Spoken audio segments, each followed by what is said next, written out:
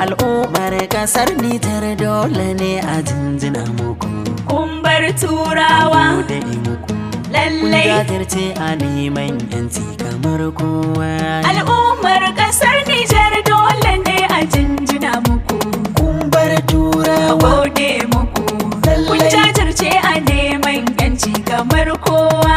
Al'ummar kasar Nijar dole za mu jinjina muku. A gode muku.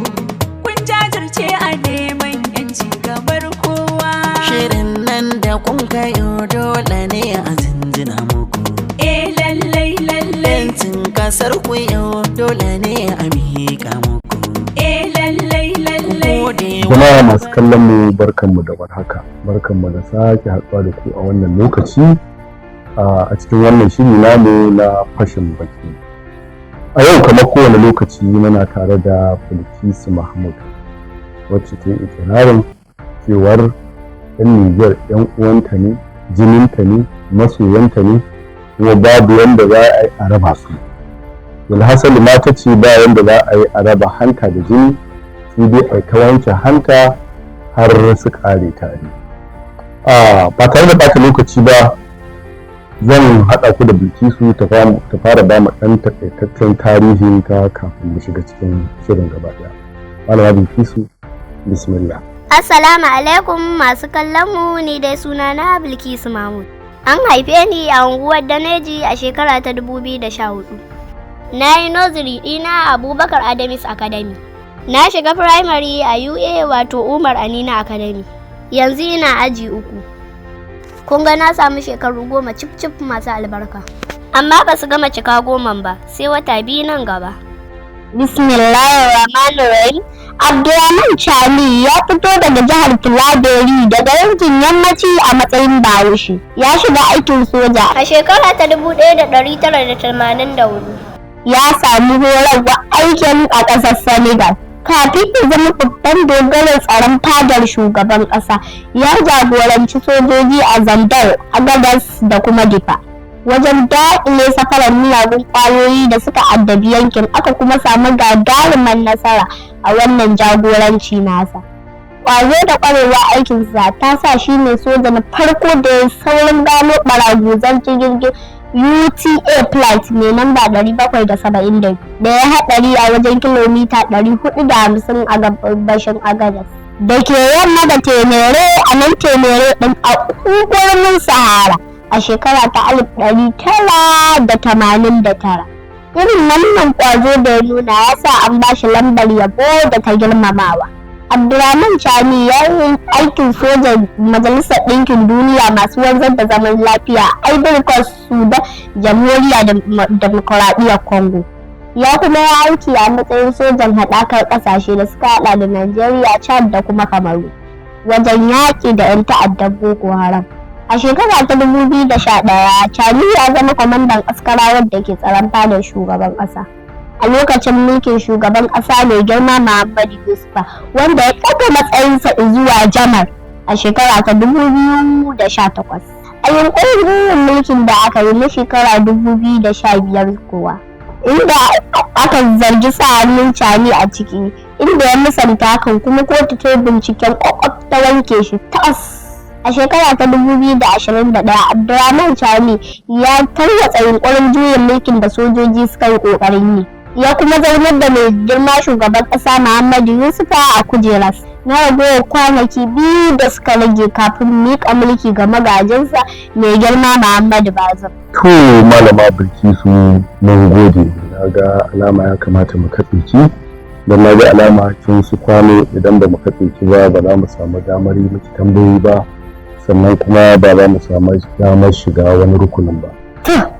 A ranar 26 ga watan 6, shekara ta 2023, shugaban ƙasa mai ci yanzu wato Brigadier Janar Abdulrahman Chani, duk da yake duniyar Turawa ta sharɗanta cewa kowace ƙasa ta duniya ta gudanar da mulkin dimokuraɗiyya ta hanyar da ka sani, na sani, kuma kowa ya sani cewa. A'a malama Bilkisu, ni ban sani ba, sai abin da kika sanar da ni kuma kika sanar da ragowar masu kallon.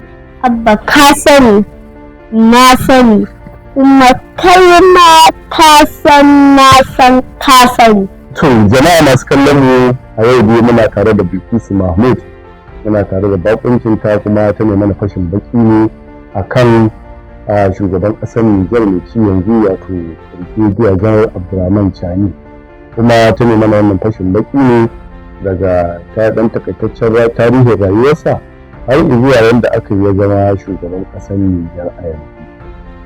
To duk wanda yake son yin takara kuma samu nasara sai ya nemi haɗin kansu da kuma sahalewarsu. Samun sahalewarsu kuwa sai inda suka tabbatar buƙatar su za ta cika cif sannan za su yi duk yiwuwa don ɗan takararsu ya kai ga nasara. Idan mai sahalewarsu kuwa ya samu ya ɗare kujerar mulki to fa shi ba shi da kataɓus sai abin da suka ce ya yi. Kamar ya kenan malama Bilkisu don kar a bar masu kallon mu cikin duhu. A cikin irin abubuwan da suka tursasa shugaban da ya yi kuwa sun haɗar da na ɗaya tsananin biyayya da duk dokokin da suka shimfiɗa masa. To malama Bilkisu. Amma ba wani to ga shi ne ƙirƙiri kowa yana gani. A kowane lokaci suka buƙace shi kuwa za ka ji ba wani ƙwaƙwaran dalili sai ka ji an ce shugaban ƙasa ya tafi ƙasar turawa kaza ko kuma su haɗa a duk inda suke so. Sannan kuma zai ba su dama akan arzikin ƙasar sai yadda suka yi ko kuma suka ce a yi. Tsarin tafi da ƙasar ma sai yadda suke so za a yi. Ci gaban ƙasar sai sun ga dama zai yi. Su ba ku abin da suka ga dama na dukiyarku da suka tatsa da hannun dama kuma kwace da hannun hagu. Su yi ta gwadin cututtuka da magungunan su a kanku da 'ya'yanku. To malama Bilkisu na ga kin fara ɗaukan zafi kuma a nan na tabbatar masu kallon mu za su ki masu bayani kuma ki masu fashin baki yadda za su gane. Amma da ya sai nake maganan nan fa. Menene ba a gane ba? A'a, a nan ina nufin wai da kika ce su yi ta gwajin cututtuka da magungunan su akan 'ya'yanku. Kuma kun ce su ba ku arzikinku da hannun dama kuma su karɓe da hannun hagu, to shi ne nake buƙatar. To menene bai faru ba a nan jihar Kano? Kamfanin Pfizer ya yi gwajin magungunansa akan 'ya'yan da yawa suka nakasa da yawa suka mutu. Da yake ma a wannan lokacin an samu tsayayyu har yanzu biyan kuɗin diyya suke yi. Asibitin yara da ke Zura kowa ya sani da kuɗin Pfizer aka gina shi. Kaga wanda ma aka sani kenan ya fito fili. Idan suka ga dama za su haddasa muku husuma a ƙasar ku. Idan suka ga dama abin da suka baku na arzikin ƙasar ku su je su tsere makamai su ce to ku kawo kuɗi ga makamai ku kare kanku. Mu kuma mu yi ta kashe kanmu a ƙasar mu, 'yan uwanmu da kuma kuɗin mu. Kai ba fa iyalin suka tsaya ba, in suka haddasa muku husuma a fayarkunan ku masu arziki suke yi domin su sami damar ɗaya hankulanku su yi ta ɗiba arzikin yankin ba ƙaƙƙautawa. Shi ka oga yana riƙe da saniya suna ta tatsa.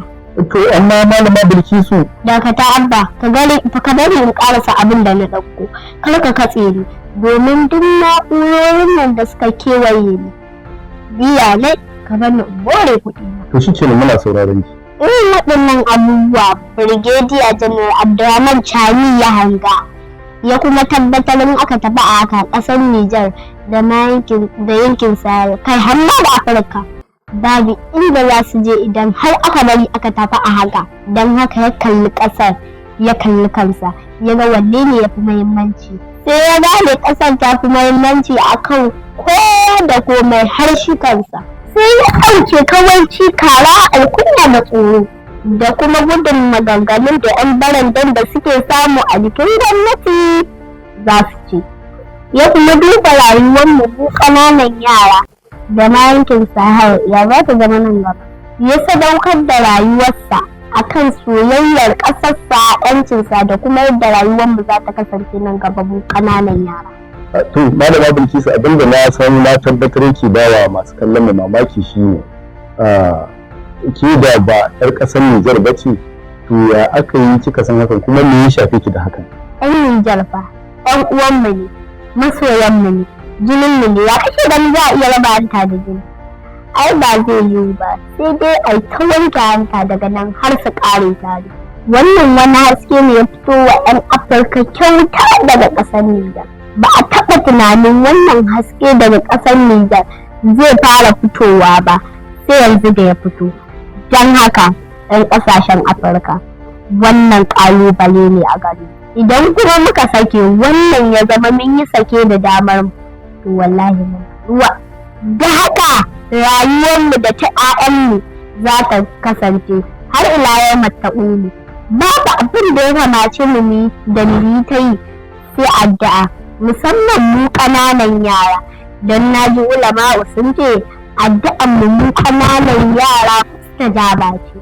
Don haka wannan abin da Cani ya ba ku yayiwa ba kuma kansa yayiwa ba, yayi ne don tunanin da gadon da za ku tafi ku bar mana, don da shi da ku da wuya nan gaba ku ƙara shekara 30, don ko kun ƙara ma ba wani abu za ku iya yi wa kanku ba, balle ku yi wa ƙasar ku. A yanzu kuwa ya riga ya sani ƙulle-ƙulle da makirce-makirce sun yi nisa a kansa shi Cani.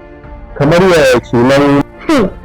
Ka san dai ba suna san suna ƙulle-ƙullen bashi nan ban yabo ba ko? Yau fa idan wani ya daɗe yana zaluntar ka, in Allah subhanahu wa ta'ala ya sa lokaci ɗaya ka gane ka tashe shi, to fa shi ba shi da wani maƙi sama da kai, domin yana kallon ka a wanda ka toshe masa hanyar arzikinsa. Don haka zai yi duk mai yiwuwa da ya ga ya kore ka, ba iya mulki kawai ba, daga doron ƙasar ma gaba ɗaya, don ka zama masa barazana a nan gaba. Irin abin da ya faru kenan a nan kusa-kusan mu, wato ƙasar Libya, ya faru akan Idi Amin na ƙasar Uganda. Kai in taƙaice muku har mai girma mai daraja shugaban ƙasa na ƙwarai Jora Bani, irin abin da ya faru akan shi kenan, aka wulaƙanta shi saboda ya ba wa arewacin Najeriya dama. Lokacin yaƙin Biafra an shiga da kayan aiki ta ƙasar Nijar domin Najeriya ta zama ƙasa ɗaya kamar yadda take a yanzu. Wannan ma ya saɓa wa buƙatunsu, shi yasa aka yi masa abin da aka yi masa. To na yarda lallukan Nijar ta yi wa Najeriya halacci. Ko wannan dalili ne yasa kuke cewa 'yan uwanku ne ba a raba hankali? A'a, to kai ya ka gani, wannan ɗin kaɗai bai isa ya zama dalili ba. Kamar in lokaci yayi zan zo faɗa ma dalilai 111 da Nijar ta yi wa Najeriya halacci. A matsayin mu na baƙaƙe masu launin fata iri ɗaya, tunani iri ɗaya, yare, addini, al'ada, kusanci, maƙotaka, kasuwanci da dai sauransu birjik ga su nan. Don haka ina kira da ku 'yan uwa na 'yan al'ummar ƙasar Nijar da ku yi wa tunanin ku saiti. Turawan nan za su iya shigar ku ta ko'ina su raba ku da jajirtaccen shugaban ku tsayayye mara tsoro, wanda ya sadaukar da kansa jininsa domin 'yancin ƙasar ku da ma ƙasashen Afirka. Za su iya tunzura 'yan ƙasa ta hanyar ƙabilanci, addini, al'ada, ɓangaranci da dai sauransu, domin su kawo mulkin zaki kuma gwarzon shugaba wanda ba a yi kamarsa ba a wannan ƙarni a nan kusa-kusa kamar yadda na yi masa laƙabi, ko kuma su shigo da wani abu wai shi ɗai 'yancin ɗan adam ko kuma demokradiyya da dai sauransu da sauransu. To ku sani wa makaru wa makarallahu wallahu khairun nasirin. Kuma ku gaya musu duk wanda ya ce zai tofa wa sama yawo to wallahi ya shirya ɓata fuskar sani. Mu ba mun ce Allah, kuma wallahi mun san muna cikin kariyarsa. Assalamu alaikum. To jama'a masu kallon mu duka a nan muka kawo ƙarshen wannan shiri namu, sai kuma wani lokaci mun sake haɗuwa da ku kuma yadda na samu baƙuncin Bilkisu Mahmud, kuma nan gaba kuma yadda ke mana bayani ta ce za ta ba mu abubuwa 111 wanda Nijar ta yi Najeriya halarci.